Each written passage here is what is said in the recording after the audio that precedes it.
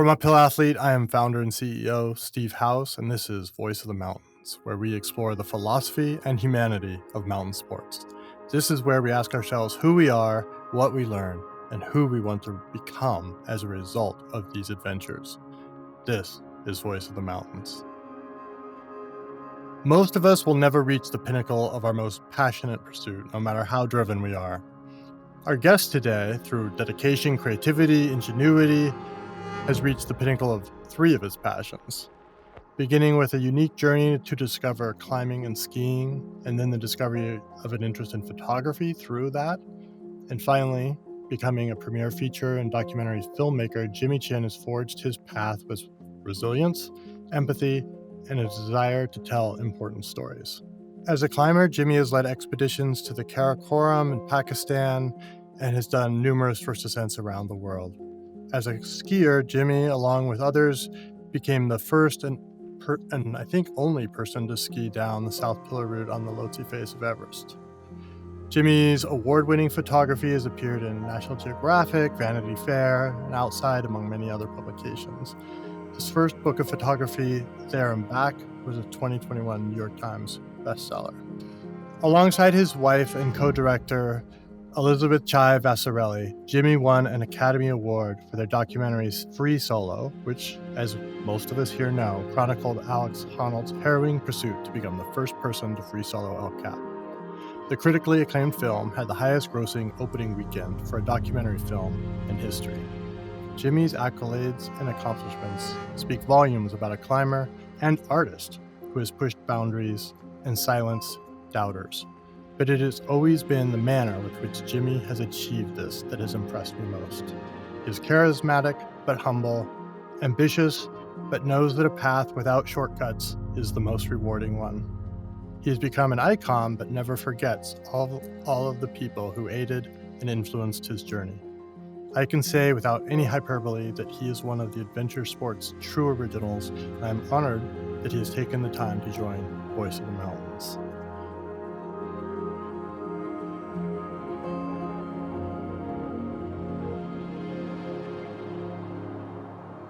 If you're enjoying the show and want to take the next step in your training, join our newsletter and receive a free 4-week sample training plan. Head on over to uphillathlete.com/letsgo, and once you sign up, you'll instantly get a link to try out some of our most popular training plans. It's a great way to get a feel for how we train our athletes for big mountain goals. Check it out at uphillathlete.com/letsgo. That's uphillathlete.com/letsgo. Welcome, Jimmy. Oh, man. You're making me blush. But yes, thank you for that very kind introduction. Yeah, it's heartfelt.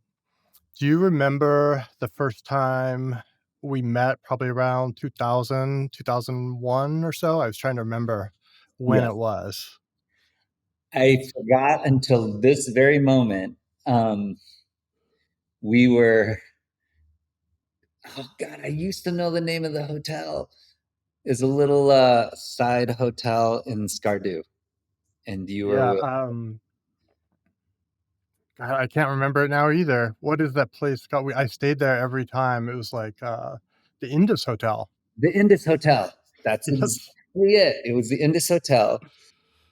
And I was there with Brady Robinson, my dear friend and new partner, who's gone on to do some incredible work, both in conservation and,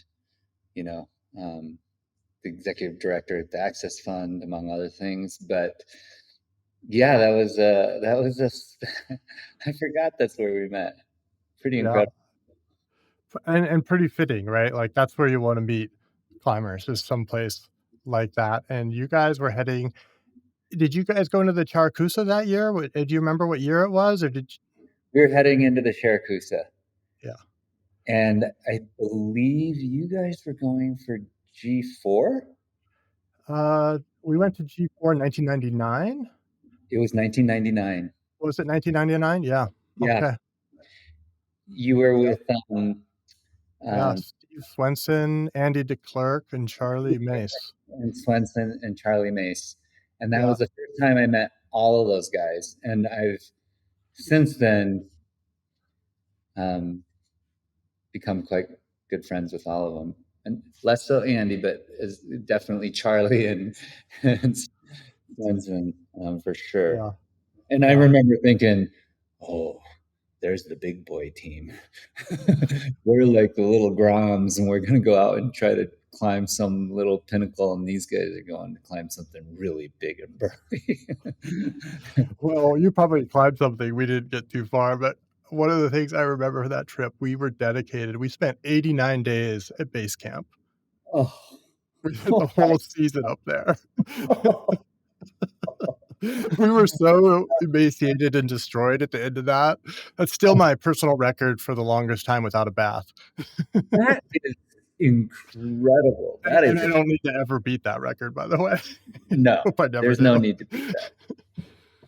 Uh, yeah, that was, the Indus Hotel. That was like a real touchstone place for me for so many years as I went to Pakistan just, like, every summer. There was another time we met, I think it was a couple of years later, and I think it was at the Patagonia Service Center warehouse up in Truckee. Remember Mhm. that? I do. And I was reflecting on that the other day because after I had the conversation with Conrad a few weeks ago, and, in preparation for this, I went back and rewatched Meru and Free Solo and listened to some of your podcasts with other hosts and stuff, and particularly with Meru, it really reminded me that, man, like, you know, I distinctly remember this feeling like that you sort of opened the door to some collaboration, and if I have one regret, it's that I never took you up on that, and I take responsibility for that because I really felt at the time that, it wasn't possible. Like, that alpinism was sort of like, like quantum physics. Like, if you observed it, it would change it. And particularly with Meru, like, you showed that that doesn't have to of course, can be like that, but you showed a path to doing that, and now that I'm, in my early 50s, I look back at all those stories that we sort of, lived and missed and, didn't get to tell that are hard to tell without a powerful storyteller like who you are, so I just wanted to kind of put a pin in that because I think that it comes back to a lot of the topics I wanna talk about today, and our theme for today is a little quote, and it's that I wrote. We are not to be blamed for thinking our undertakings are beautiful and grand, for they are. My ice ma- my ice axe may be your paintbrush. And you started out as first a skier and then a climber, and you sort of learning the art of the ice axe, if you will. And then along the way, you picked up the paintbrush of a camera. And this is a path that other climbers have taken, picking up various paintbrushes, cameras, pens, lecterns, different things. You know, do you have a story of how that came to be that sort of dawned on you that the mountains were a canvas for you beyond climbing and skiing? You know, it started out as something very practical. And there's this story that I've told before, and you've probably heard. Brady Robinson, who was my climbing partner and mentor in a lot of ways, had picked up a camera and wanted to be a photographer. Um, and he showed me how to use his camera. And I took one photo with it. And when at the end of the month, when he had taken all his photos, he submitted it to a bunch of places to see if he could sell some of his photos, and he only sold one photo, and it happened to be my photo, and he was so pissed. And and I it was a dirtbag climber, and he sold the photo for $500, which was a ton of money for me. So Brady sold the photo for $500, and I'm a total dirtbag climber. Um, I was literally like dumpster diving. I remember with like Brady and some of the other monkeys in the valley, and I remember thinking, as like a 20-year-old would think, man, I only have to take one photo a month and I can live like this forever. Yeah. And there was no idea of being a visual storyteller or any of these things. I was just naive, and I thought, well, how hard could it be to become a professional photographer? Like, this is great. You can make money just taking photos of like your friends. And it certainly evolved from there. But that was the beginning. It was very practical dirtbag, you know, r- r- rationale. It was like, oh, Was it what? the photographer or was it the subject and the rich subject matter that was all around you every day? It was the idea that, um, I mean, this goes to show. I mean, in a lot of ways, it still holds true to a certain degree. Like, what do I need to do to be able to keep climbing? Yeah. you know, and it's still true. That part's still true. It's like all of this is a means to being able to spend the time with the people who I respect and admire, that inspire me, and to be able to go into the mountains or to go climbing and have those experiences that really I feel enrich my life, that give my life meaning and purpose. Like, I still wake up in the morning, and if I get to go climbing that day, I still wake up in the morning and I'm still as excited as I was when I was 19 or 20, um, and that feeling has inspired all the rest of it. What I have gotten out of climbing and the relationships I've gotten out of climbing and the experiences and the feelings, um, and understanding what's real and not real, and understanding, life in a way that nothing else has ever shown me or taught me. Um, so, in a way, that 20-year-old rationale for how am I going to keep climbing, I'm happy that it's still true for me, and it has provided all of the rest of the inspiration. So, you know, I was hanging out at that time. It was like Dean Potter and Timmy O'Neill and Conrad and Kevin Thaw, and I think the Mhm. Hubert brothers were around, and um, Sinnott and Ogden, and I can list Jose Pariah, Ammon Mhm. McNeely. I think Leo Holding had shown up. Like, it was just such a cast of characters that were constantly blowing my mind, in what they were doing. I also realized, I was like, you know what? I don't think I'm ever gonna, like, those guys are on another level.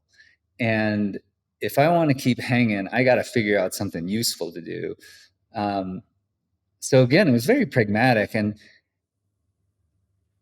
photography really did come to me quite easily. And I attribute it to, um, I think that we always had these like amazing Chinese paintings in my house, landscape paintings, and um, composition always made sense to me. Like, I brought the, you know, viewfinder up Mhm. to my eye. I'd look through the camera and I would see the frame, and that came to me, and um, I had a sense that this was something that uh, I could do, and it did start. It fed a creative aspect. Um, Sorry, did I lose you again? Where did you lose me? You had a sense this was something you could do. Yeah, that I could do, and so I started shooting, and this is about the time when a lot of these guys were gaining some notoriety, and there were sponsors that needed photos and magazines that needed photos of these guys, and they were my friends. And so uh, I could move in the mountains, and I could move around on El Cap. I had my systems dialed. I was, you know, pretty efficient, and they knew I wasn't a liability, so they could trust me to go up there and shoot with them. And that kind of became my role. And I was the guy that they would call, and if someone needed photos, I had bought a camera with that $500, and I started shooting a lot. And but something did happen, which was that a lot of my friends were really inspiring to me, and I did feel compelled to tell their stories, because I was like, this is incredible, and no one even knows that they're doing this up there. Do people even have an idea of how hard it is to do what they're doing and how good they are? And I did feel really compelled to tell their stories and to share what they were doing. And that it's something that's always stuck with me in terms of like what I look for when I'm shooting something, because it comes from a very authentic place. And in a lot of ways, like, you know, as a climber, as you know, you can't not do it. And I got to that place with photography where I couldn't not do it, because I was seeing images everywhere all the time. And I was going on these adventures, and the light would turn a certain way, and we would be in these just outrageous, wild places. And, you know, that's when the mountains became a canvas for me. And the people that I was with um, really inspired me to shoot. And that's the kind of the beginning of the evolution. Um, and I really fell in love with photography. I fell in love with coming back with these little treasures, you know. Mm-hmm. And then I started to set my sights on, you know, like a climber does. You're like, okay, I want to climb El Cap, or I want to climb that mountain. I was like, okay, well, I want to be a National Geographic photographer.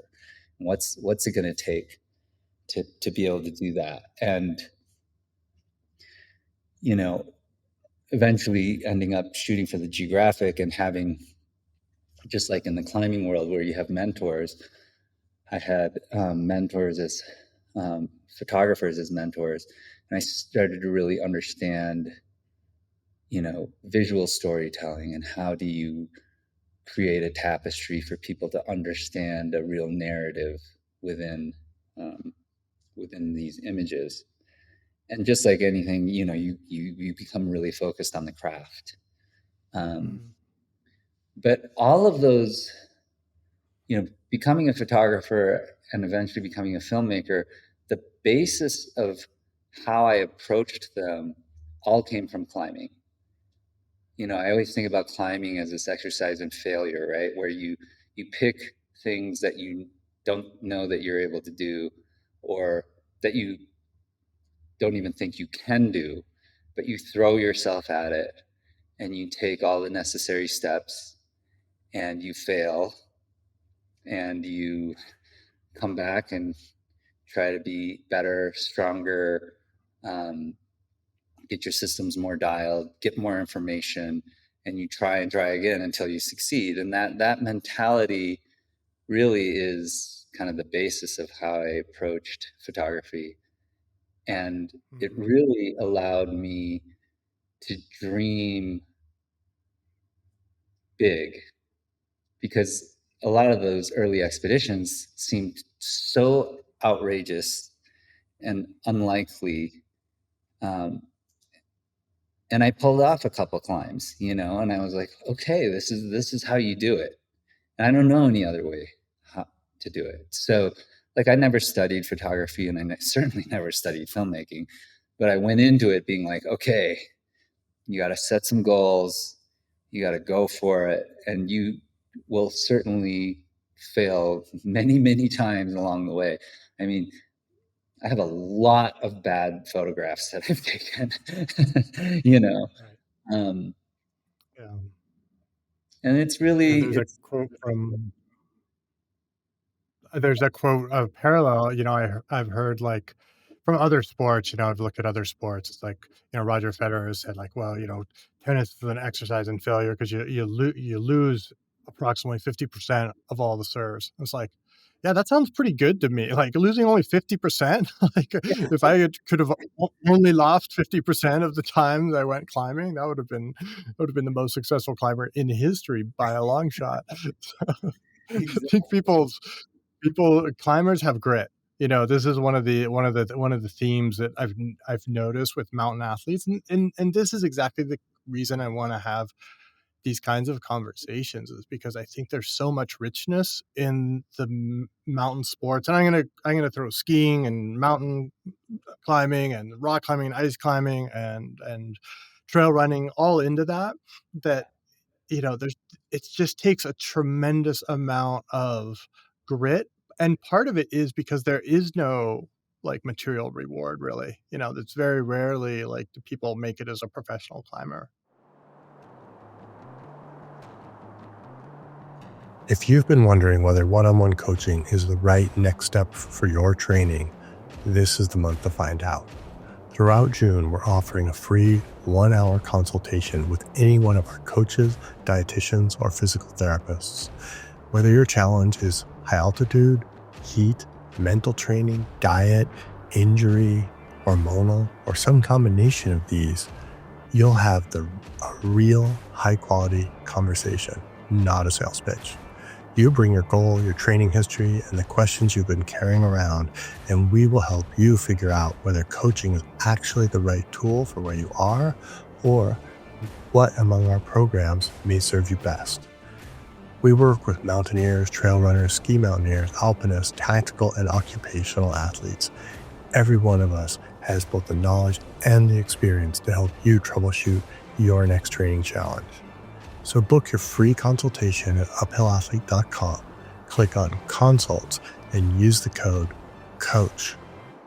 Again, uphillathlete.com, click on Consults, use the code COACH, COACH. Now, back to that show. But you said something to me one time. You were like, "I just want to become the best climber I can be. And I was like, "Oh, wait, that's my mission statement. Like, how did you steal my, And then, like you said, it was practical. Like, oh, I need to fund another month in the valley, so I need to sell one picture, right? Like, that's like the immediate step in the goal of just trying to become a better climber. Like, I need $500 to live, Yeah, that kind of thing. no, absolutely. And I'm still trying to be the best climber I can be every day. I'm Yeah. shredded today because Are I you? was climbing yesterday. Where'd Getting, you go? I just went to this little crag in Idaho in Teton Canyon. Teton Uh, Canyon? Mm. yeah, great little granite crag. And I haven't been really doing a ton of granite climbing. I haven't been doing a ton of climbing. I climbed the Hulk twice in the last few weeks, which was great as Nice. well. But yeah, it's still like, my best days in the last couple months have been getting to go up on the Hulk, and God, that place is amazing. But yeah, I would Yeah. say that climbing is still very much a part of my life. And in fact, as I get older, I recognize how important it is, and why it's still so important to me. Um, like I said, it taught me so much. And it's taught me also, I think, something really important, which is something that you touched on earlier, was this idea of, when you talk about climbing as being like quantum physics, if you look at it, something changes. And that idea of purity is something that I came up with. Um, Not that I came up with, that it was something that I was pounded into me, you know. And I'm not just saying this because you're you have me on a podcast, but authenticity was so important to me. And like working with like Dean, he was just like really intense on authenticity as well. But like Conrad, that community is about authenticity, right? Mhm. Because you're taught what's real and what's not real. You're taught what's like actually badass and what's, you know, quite a bit softer. But like for a non-climber, it's hard to discern between like what's real and what's not real in the climbing world, and the style in Yeah, which you do things. And you know, that weighs on me constantly in everything that I do because of people like you know, and that idea of style. And like Yvon Chouinard, right? The classic, totally. Yeah, you know. my biggest hero to date. Yeah. Yeah. And my biggest hero too, which is why I literally went and made a movie about him, because I was like, this is like this is the that community, that group of people, that is the real Yeah. deal. And you know, you've got all these people in the world, big egos, finance, CEOs, whatever, and you're like, yeah, well, you want to know what's real? Check this guy out. This is Yeah, real. Doug Tompkins, totally. that's real. You know, Christine Tompkins Ian has to be on Tompkins, that list too, right? you want Rick real? Ridgway. To kind of check up Rick Ridgway and Chris Tompkins and Yvon Chouinard. And what I wanted to say is that like the amount of focus I put on authenticity in the storytelling is it is the North Star for me when I'm making a film. And when I made Meru and when I made Free Solo, I would think, what would Steve House think?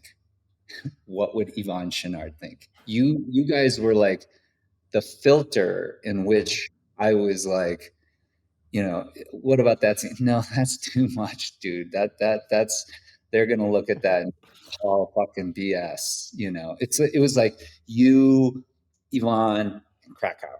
I'm like, who's gonna call me on that shot? And I would literally be like, sit there and I'd think, no, that's gotta go. It's too much. Like, Mm. and and In what I way? Give me an example. Like, just like in the climbing. paint a picture for the listeners.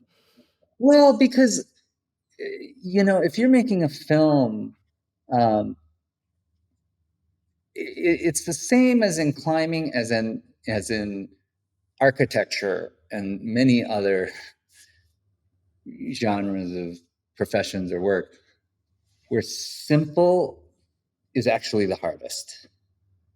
And people who editors or studio heads, they always want to over dramatize. No, no, no, you got to keep that in there. It's dramatic. But it's, and writing, the same thing, right? It's like, oh, you can write and embellish and use all kinds of, you know, flair to try to write something that's really simple. And if anybody who knows what's going on is going to be like, that's a bunch of, that's just, I can't even read it or I Yeah. can't even watch it. Doesn't pass the sniff test, It doesn't pass the the test. authenticity test. And so, um, you know, like I can't think of anything specific right now, but it's like, okay, just tell it as it is and Yeah. keep it simple and clear, and people will get it because it's going to be authentic.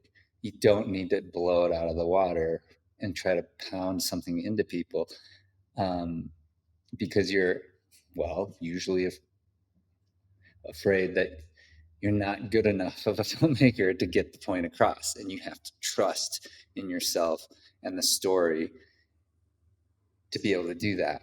And I just had a conversation with a very amazing architect named Tom Kundig, and he was saying the same thing. He's like, in architecture, it's the same for me. My philosophy is like the cleanest, the simplest. And same with Yvonne, design philosophy, the simplest, the cleanest, but it's the hardest to achieve, actually, and Totally. and Totally in is. Because you're distilling, you're not embellishing, you're pulling it down to the essence. and that is how um, we make films, and that was a sensibility that I love and appreciate and respect about my wife Chai, is she is brutal in the edit room. It's just you don't need it, and we will literally trim and trim and trim, and if it works without it, we didn't need it. And we call it killing your babies, right? Like, it's the Yeah. favorite shot that I spent 2 weeks trying to get, and she's like, yeah, it's a nice shot, but we don't need it. And Doesn't you, move the story forward. nope. And it hits the editing room floor, and I you know it's a little painful, but I get it, because it's all for the to serve this idea of like authenticity and simplicity. And again, whether it's design or writing or filmmaking, it's the hardest to achieve, or I first climbing. heard this phrase "killing the babies" from Alison Osius, who was an editor at Rock and Ice magazine at the time. It's probably 30 years ago. And Yeah, I had some paragraphs in there, and she's like, "Nope, you got to kill the babies." And I was like, "What? What are you talking?" Like, I was like, kind of recoiled. yeah, So I use that phrase too in my writing, not my filmmaking, but yeah, it's such a thing. It is amazing how much emotional attachment you get to yeah, those things that you feel so attached to. One of the things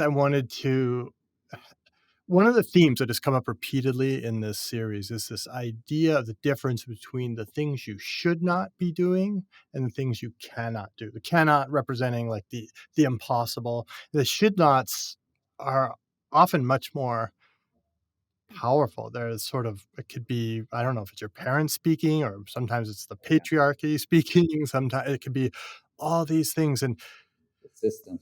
the cannot always has this romantic beckoning, like, well, they say it's impossible, but maybe I'm the one, right? Like I could if I just apply myself, but the should not implies a social price.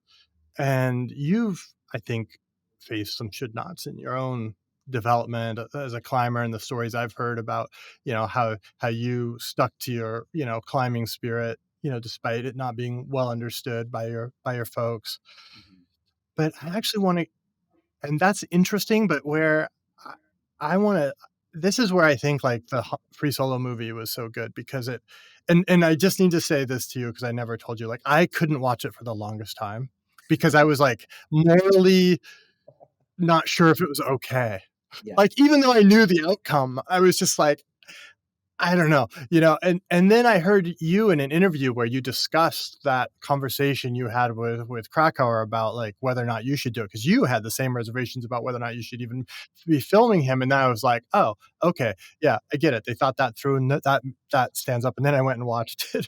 But I think one of the reasons and it's amazing, and one of the reasons I think it's so amazing is because it combines something that's impossible, like, just like, nobody for sure, nobody can do that, and also it's like and nobody should do that. Like that's just like why nobody understands why Alex or frankly Totally. anyone Yeah. would ever want to do that, and then make a film about the nexus of all of that. And oh, that's such a powerful story. I want to hear your We should, insights on or I can, thought about we should should nots. definitely talk about it, because this is a conversation I would love to have with you.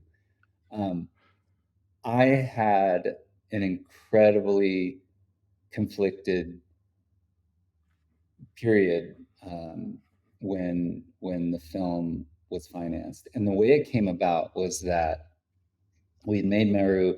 It was a pretty successful theatrical release, and a bunch of studios are like, "What are you going to make next?" And I was talking to a producer.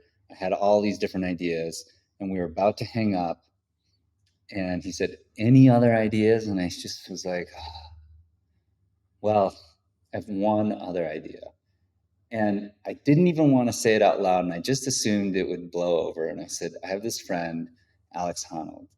He's a he's an incredible free soloist. And right then and there, he was like, that's the movie. And I was like, oh, shit, I shouldn't even have said it. Um, the thing is that I had worked with so many incredible athletes by that time. And I had started spending some time with Alex and, Kevin Thaw and Mark Sin and Connor, and I took him on his first international expedition. And I got to see what he was capable of and also who he was as a human being. And I had just never seen or experienced anything like it. And I knew he was special and different in all of these different ways. It's like he's an intersection of like all these unique attributes that, make it possible for him to free solo El Cap. So I was conflicted from the beginning. I was like, oh, whatever, we'll pitch this stuff and hopefully no one will ever pick it up. I went to Nat Geo and I kind of got sandbagged.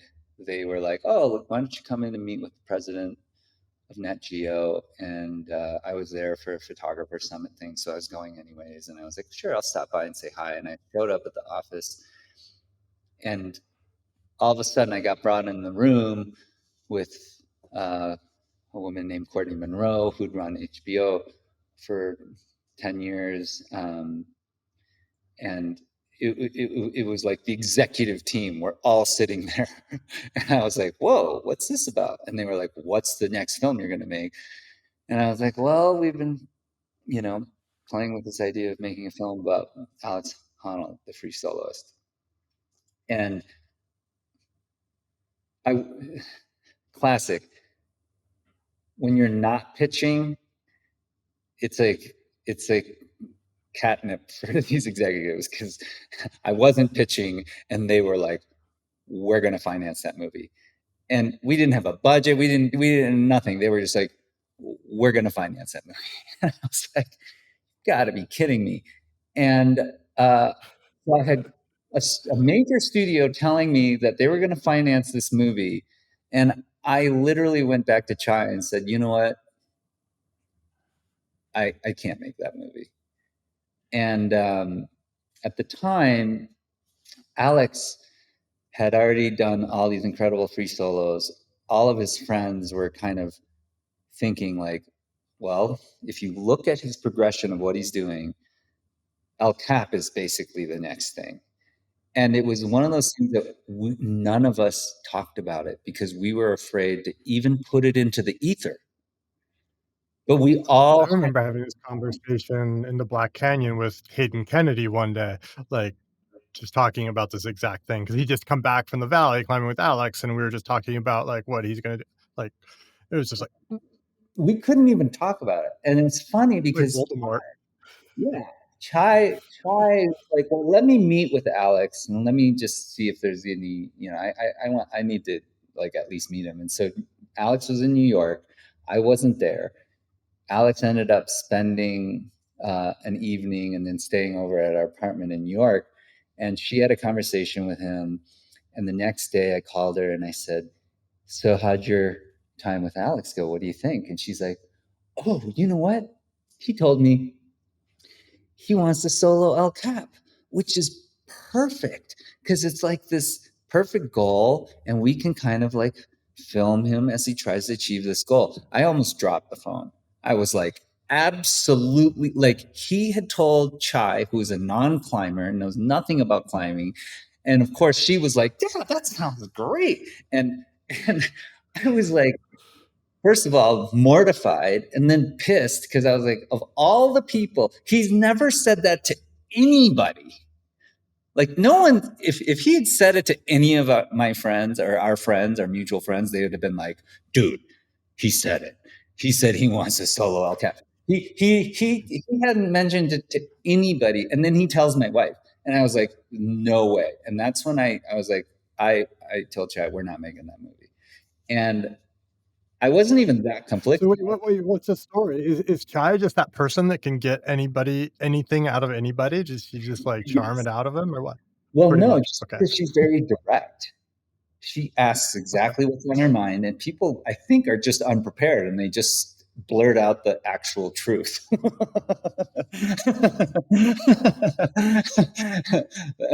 It's terrible I for love me. that.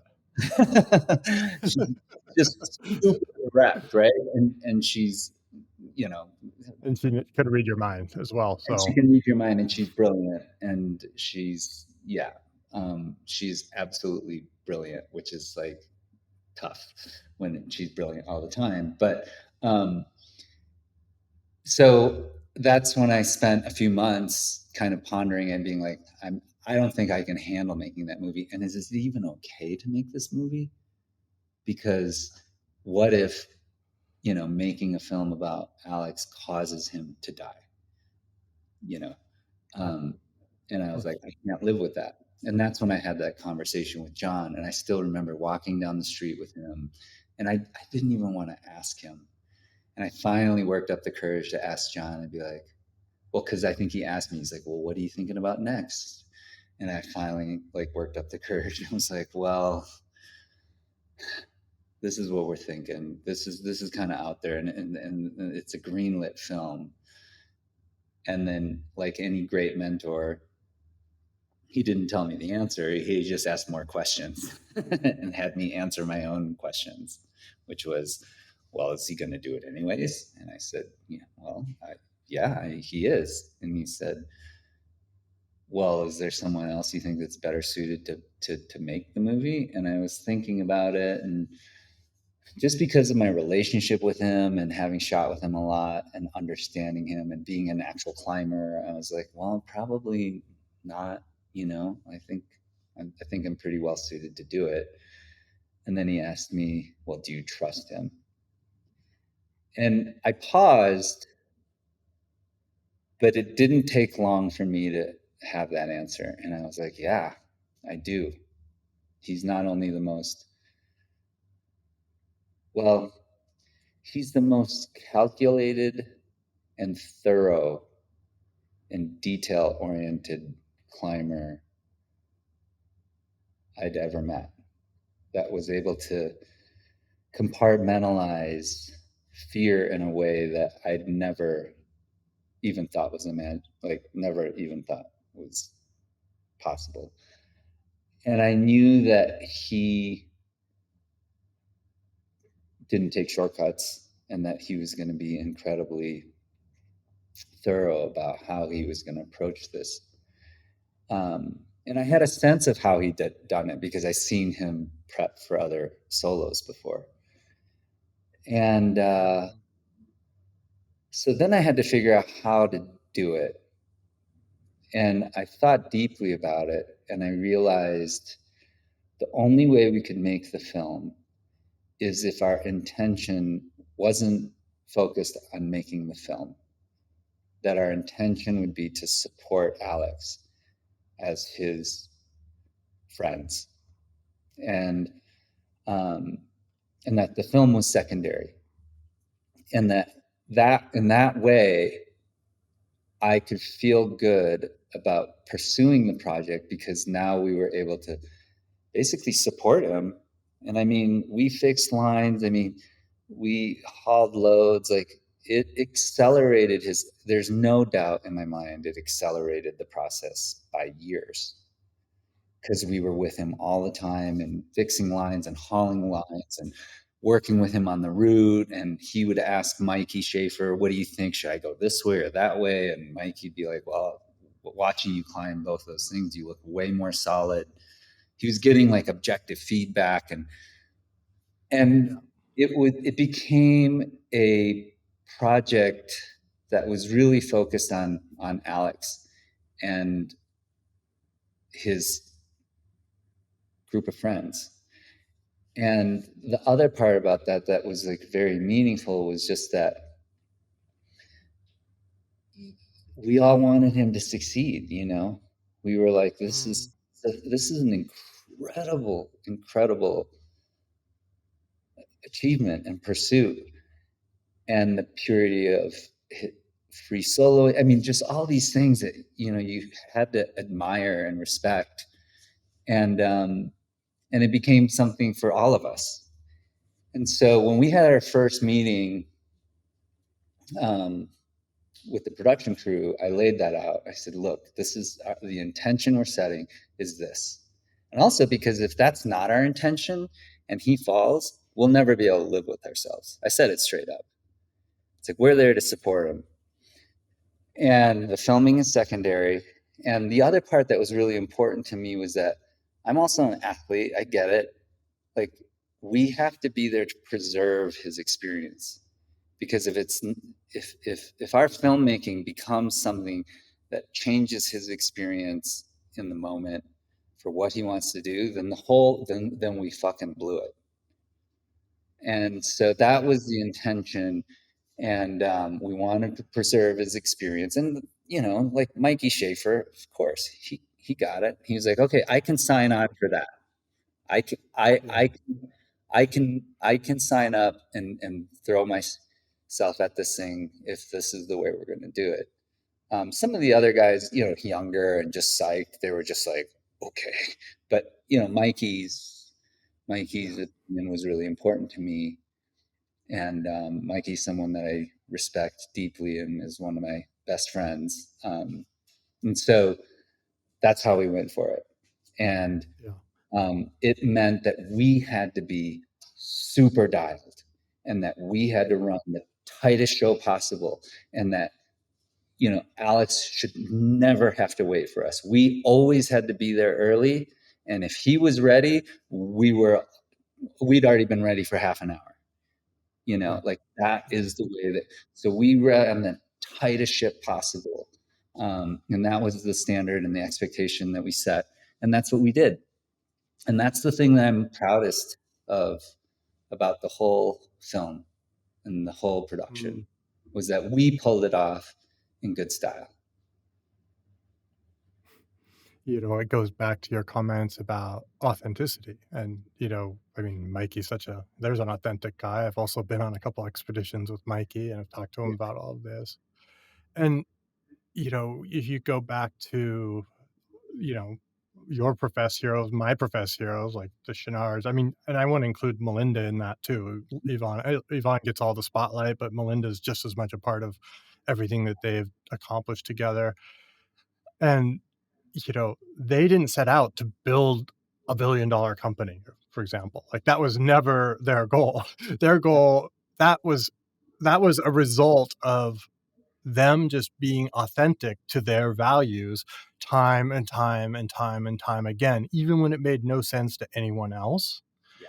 And then you extrapolate that over whatever it's been since they started Patagonia. I mean, it must be from when they started 1970 or something like that.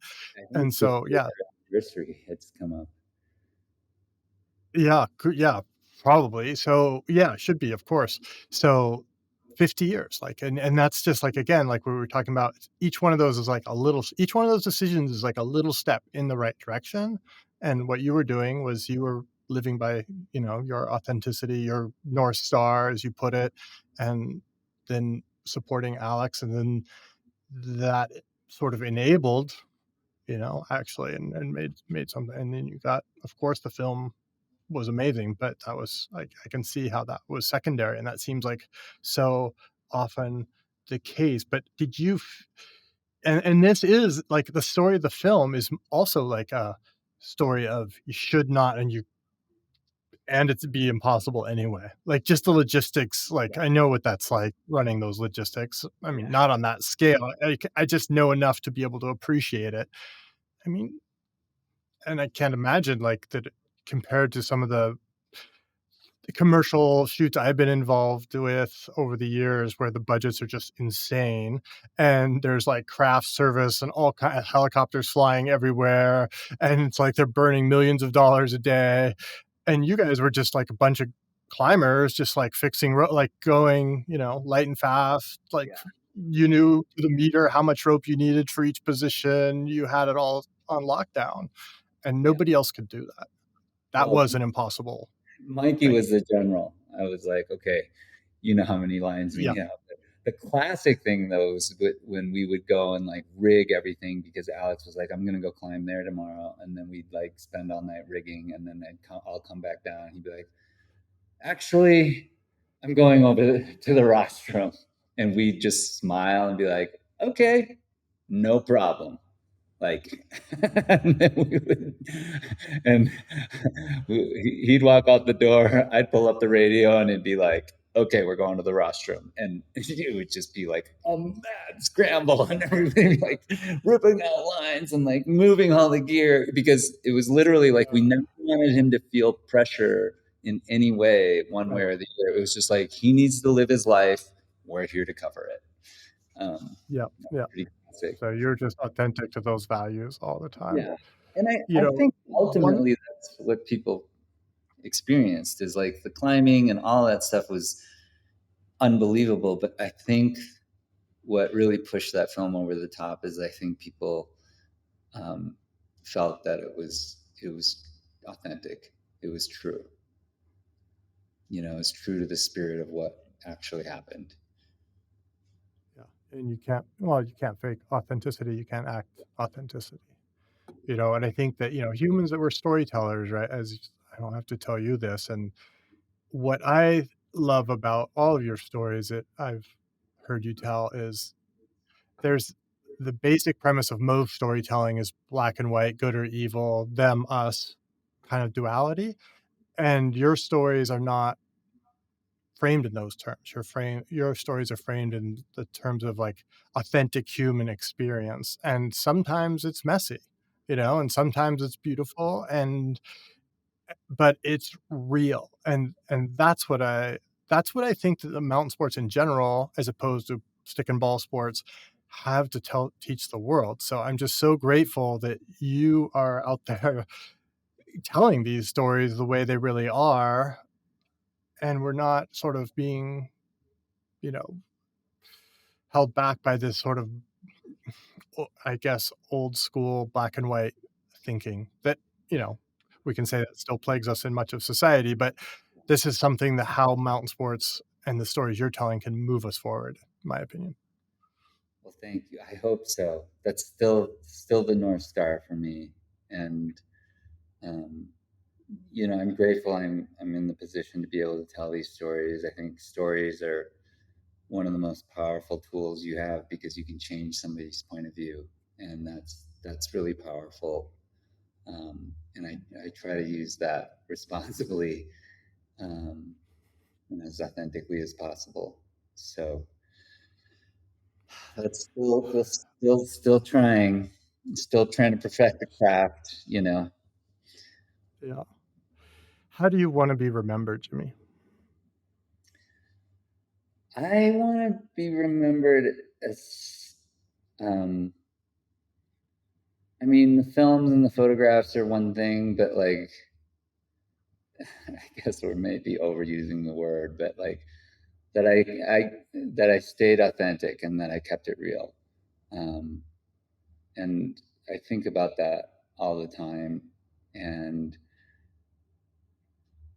if my children remember me as being that, then I won. I'm happy. Um, Mm,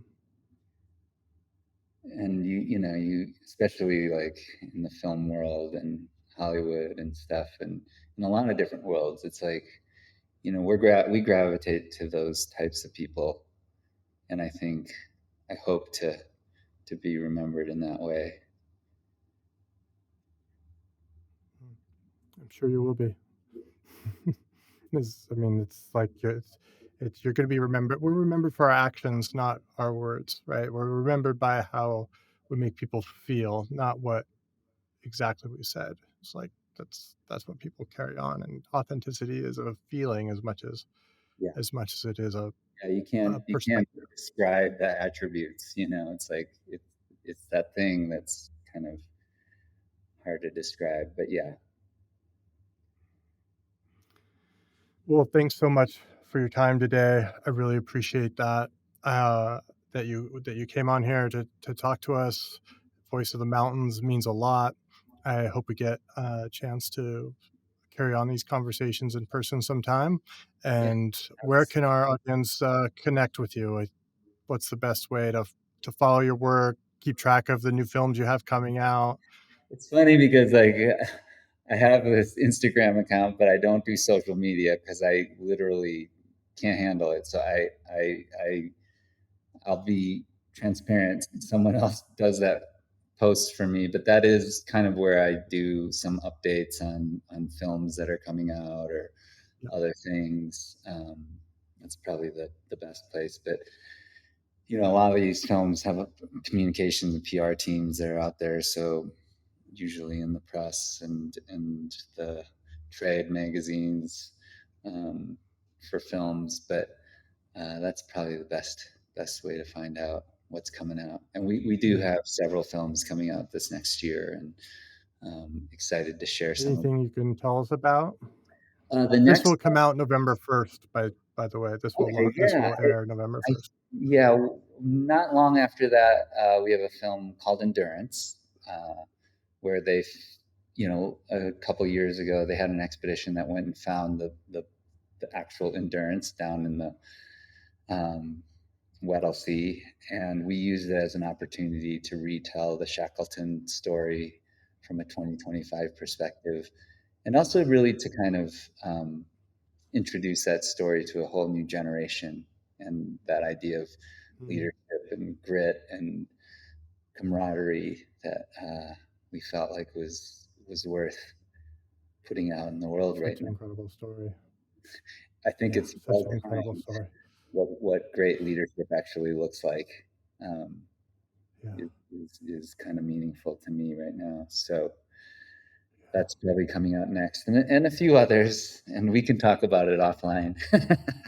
Okay. Yeah. No. Yeah. Appreciate it. Yeah.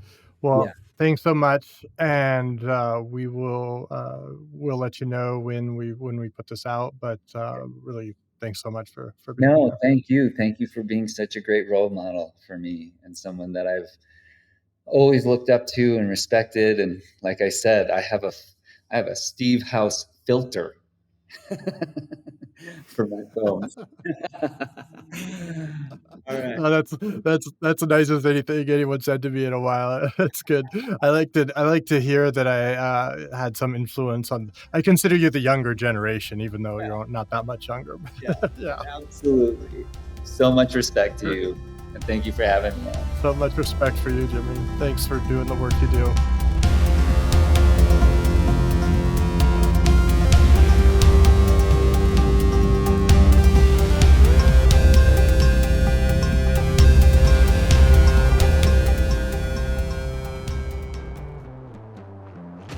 Hey, real quick before you go, everything we publish, the articles, new podcast episodes, and the live webinars are announced first in our newsletter.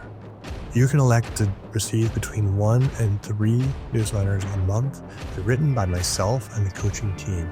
And if you want them, sign up at uphillathlete.com. Thanks for listening, and we'll see you in the next one.